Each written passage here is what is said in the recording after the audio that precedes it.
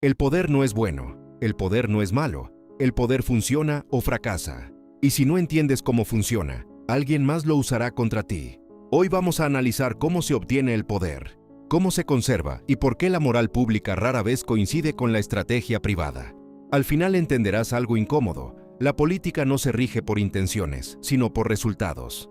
Este es el tipo de análisis que define a Vivencias: directo, crítico, biologicista y sin maquillaje ideológico. Si valoras el pensamiento incómodo, suscríbete ahora. Comparte este contenido. Deja tu comentario aunque estés en desacuerdo. Aquí no defendemos líderes. Analizamos estructuras. Primero, contexto histórico. Breve contexto: Nicolás Maquiavelo vivió entre 1469 y 1527, en una Italia fragmentada por guerras y conspiraciones. Fue diplomático en Florencia, vio traiciones reales, cambios de régimen y brutalidad política directa. Cuando perdió su cargo, escribió: El Príncipe no como un manual ético, sino como una guía práctica para gobernar en un mundo hostil. No era un sádico, era un observador frío de la naturaleza humana. Capítulo 1. El poder es un fenómeno biológico. Antes de existir el Estado, ya existía la jerarquía. En primates, el líder no siempre es el más fuerte físicamente, sino el que controla alianzas y recursos. La evolución moldeó nuestro cerebro para responder a dominancia, seguridad y estabilidad. La neurociencia muestra que asociamos liderazgo con firmeza y control emocional. La amígdala detecta amenaza. El córtex prefrontal evalúa coherencia. Un líder dubitativo genera incertidumbre biológica. El poder es una extensión de la lucha por recursos. Maquiavelo entendió que el ser humano no dejó de ser primate cuando inventó el Parlamento. No hay nada más difícil de manejar que introducir un nuevo orden. Maquiavelo. Ejemplo práctico: un jefe que evita imponer límites pierde respeto. El equipo busca autoridad clara. Soluciones. Domina tus emociones antes de intentar dominar contextos. Establece reglas claras y consistentes. Entiende que el respeto nace de la previsibilidad. Perspectiva. Biología, evolución, neurociencia del liderazgo. Capítulo 2. Amado o temido. La pregunta clásica. Maquiavelo no defendía el terror irracional. Defendía la seguridad del poder. El miedo activa circuitos más profundos que el afecto. Evolutivamente, evitar castigo era prioridad sobre buscar aprobación. Las religiones lo entendieron: promesa de salvación, amenaza de condena. El poder utiliza emoción, no lógica pura.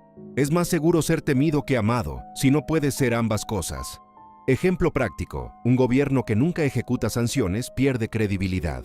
La norma sin consecuencia es decoración. Soluciones. Establece consecuencias proporcionales. No amenaces si no vas a cumplir. Construye reputación de coherencia. Perspectiva. Psicología conductual. Religión como sistema de regulación social. Capítulo 3. La imagen supera a la realidad.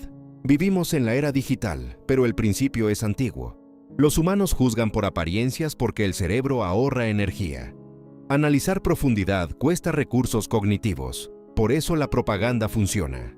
No es necesario que el príncipe posea todas las virtudes, pero sí que parezca poseerlas. Redes sociales amplifican esto. Imagen cuidadosamente construida sustituye carácter real. Ejemplo práctico: un político puede fracasar en gestión, pero mantener popularidad por narrativa emocional. Soluciones. Aprende a detectar manipulación emocional. No confundas marketing con competencia. Cuida tu propia reputación estratégica. Perspectiva. Psicología de masas, redes sociales, neuroeconomía de la atención. Capítulo 4. La ingenuidad como debilidad estructural.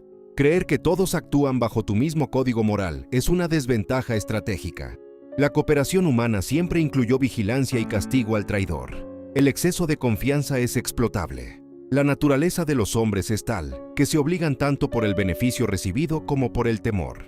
Ejemplo práctico: firmar acuerdos sin garantías termina en abuso. Soluciones. Analiza incentivos antes de confiar. Protege tu autonomía económica. Separa emoción de estrategia. Perspectiva. Evolución. Psicología social. Teoría de juegos.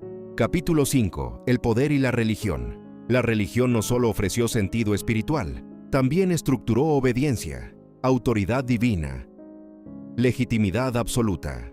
El poder político aprendió a usar símbolos sagrados para consolidarse. Quien controla el relato controla la obediencia. Ejemplo práctico: Gobiernos que usan discurso moral para justificar control. Soluciones. Distingue espiritualidad personal de instrumentalización política. Analiza quién gana con cada narrativa moral. Perspectiva. Sociología de la religión. Filosofía política. Capítulo 6. Soluciones. ¿Cómo sobrevivir al poder? No todos serán gobernantes, pero todos están dentro de estructuras de poder. Estrategias prácticas. Entiende incentivos reales. Evalúa resultados, no discursos. Desarrolla independencia financiera. Fortalece pensamiento crítico.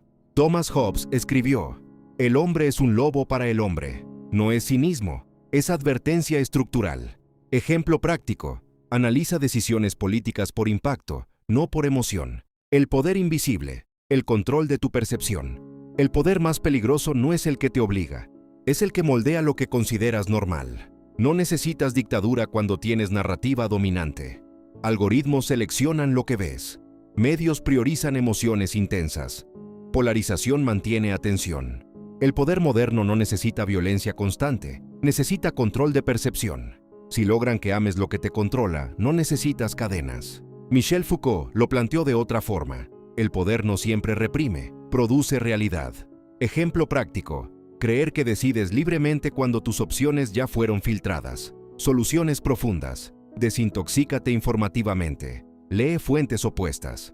Reduce exposición a manipulación digital. Practica silencio estratégico para pensar. El poder definitivo es mental. Quien controla tu percepción, controla tu reacción. El poder y la ilusión moral. ¿Por qué los ingenuos siempre terminan dominados? Hay algo que casi nadie quiere aceptar. El poder no desaparece porque tú lo ignores. Si tú no juegas el juego, otro lo jugará por ti. Aquí es donde el pensamiento de Nicolás Maquiavelo se vuelve incómodo. En El Príncipe no habla de cómo ser bueno, habla de cómo no ser destruido. Y esa es la diferencia entre moralidad y supervivencia. 1. La ilusión moral.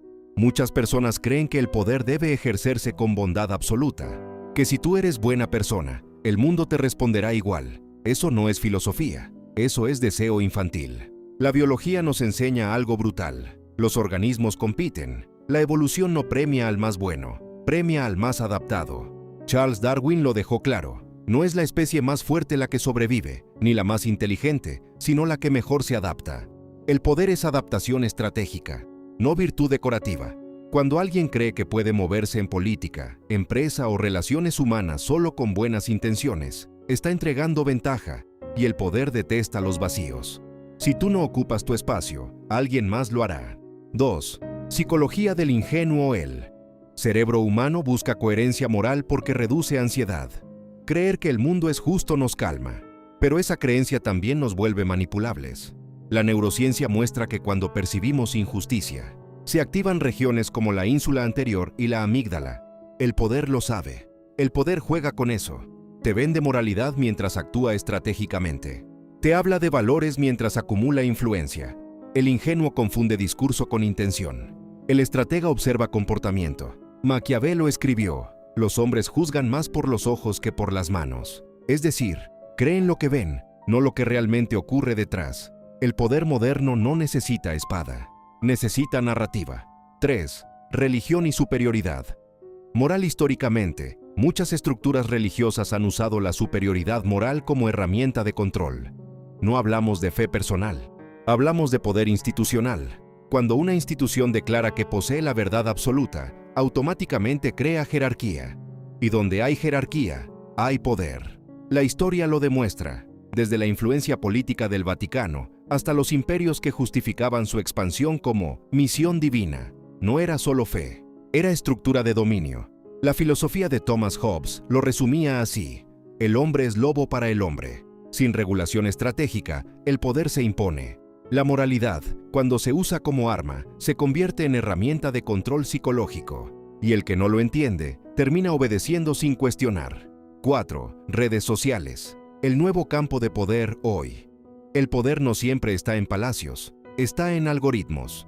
Las redes sociales amplifican narrativas morales para generar polarización. Indignación vende, virtud performativa vende, escándalo vende. El poder digital se mide en atención, y la atención es biológicamente adictiva. Dopamina, recompensa intermitente, validación social. Maquiavelo no conoció Instagram, pero entendía algo clave: la percepción es más poderosa que la realidad. Hoy, quien controla el relato, controla la masa, y la masa cree que está eligiendo, cuando en realidad está reaccionando. 5. Ejemplo práctico. Imagina un entorno laboral. Persona A, trabajadora, honesta, evita conflictos. Persona B, estratégica, entiende dinámicas, construye alianzas. ¿Quién asciende más rápido? En muchos casos, no es el más moral, es el que entiende el juego. Eso no significa volverse corrupto, significa dejar de ser ingenuo. Soluciones aplicables. Observa patrones, no discursos. Analiza incentivos antes de confiar. Aprende negociación básica. Desarrolla inteligencia emocional estratégica. No confundas bondad con debilidad. El poder respeta competencia, no inocencia. 6. Perspectiva filosófica profunda. Friedrich Nietzsche hablaba de la voluntad de poder, no como tiranía, sino como impulso vital de expansión. Negar ese impulso no lo elimina, solo lo desplaza a otros. El problema no es que exista poder, el problema es no entenderlo. La filosofía política no es un cuento moral, es anatomía del comportamiento humano. Y la anatomía no es sentimental. Cierre del capítulo. El poder no es bueno ni malo, es una fuerza, como el fuego. Puede iluminar o destruir, depende de quién lo entienda. La ingenuidad no es pureza, es vulnerabilidad. Si quieres moverte en este mundo con libertad real, tienes que comprender cómo opera el poder, no para convertirte en tirano, sino para no convertirte en víctima, porque el poder no desaparece, solo cambia de manos. Conclusión: entender el poder o ser parte de su botín. Después de todo lo que hemos analizado, biología, psicología, evolución, neurociencia, religión, redes sociales y filosofía política, la conclusión es incómoda, pero clara: el poder no es un cuento ético, es una dinámica natural. Pero antes de cerrar, recapitulemos con precisión lo que vimos. Primero, entendimos que desde la biología el poder nace de la competencia por recursos, estatus y supervivencia. Las jerarquías no son un invento moderno, son estructuras evolutivas. Donde hay humanos, hay organización y dominancia. Segundo, analizamos la psicología del poder, cómo la mente responde al estatus, cómo la autoridad influye en la conducta y cómo la percepción puede moldearse. El cerebro reacciona al liderazgo incluso antes de que intervenga la razón. Tercero, exploramos la dimensión evolutiva y neurocientífica, cómo los circuitos cerebrales asociados a recompensa, miedo y pertenencia hacen que seguir o ejercer poder tenga efectos medibles en nuestro sistema nervioso. Cuarto, vimos el papel de la religión y la moral como estructuras que históricamente legitimaron autoridad, no como simples creencias espirituales, sino como herramientas de cohesión y control social. Quinto, analizamos el poder en la era digital, algoritmos, narrativa, viralidad, reputación. Hoy el poder no siempre grita, a veces programa. Sexto, profundizamos en la filosofía política y en la obra de Nicolás Maquiavelo, especialmente en El Príncipe, entendiendo que su intención no fue glorificar la maldad, sino describir cómo se conserva el poder en la realidad concreta. Séptimo, desmontamos la ilusión moral. El poder no desaparece porque lo ignores, solo cambia de manos. Esa es la radiografía completa. Y aquí está el punto central de todo este episodio. La ingenuidad no es virtud, es un riesgo. La historia lo confirma.